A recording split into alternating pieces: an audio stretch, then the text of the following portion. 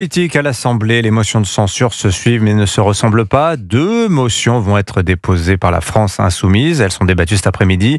Le PS ne les votera pas et c'est peut-être grâce à François Hollande. L'ancien président, actuel député socialiste, François Hollande, serait l'homme de l'ombre, influençant à la fois le Premier ministre et les troupes d'Olivier Faure, Alexis de la Fontaine. Depuis son retour sur les bancs de l'Assemblée nationale, François Hollande gagne petit à petit une véritable influence sur le groupe socialiste. C'est un peu notre président bis, plaisante un député.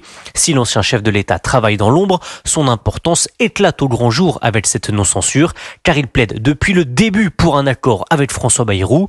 En réunion, le président Hollande a toujours pris la parole pour faire pencher la balance, confie un socialiste. Dans le camp d'Olivier Faure, évidemment, on minimise cette influence. Il n'a jamais participé aux négociations, mais cherche à s'en arroger la paternité, tacle un soutien du patron des socialistes. Et pourtant, un soir, alors que les discussions pataugent avec Bercy, François Hollande n'hésite pas une seule seconde et téléphone au Premier ministre pour faire avancer les dossiers. Les deux hommes se connaissent depuis maintenant 40 ans et s'envoient des messages régulièrement. Mais alors, pourquoi l'ancien chef de l'État s'implique autant pour sauver François Bayrou ? Il veut la stabilité pour le pays et marquer une rupture stratégique avec Jean-Luc Mélenchon. Et les sondages lui donnent raison, conclut un proche de l'ancien président.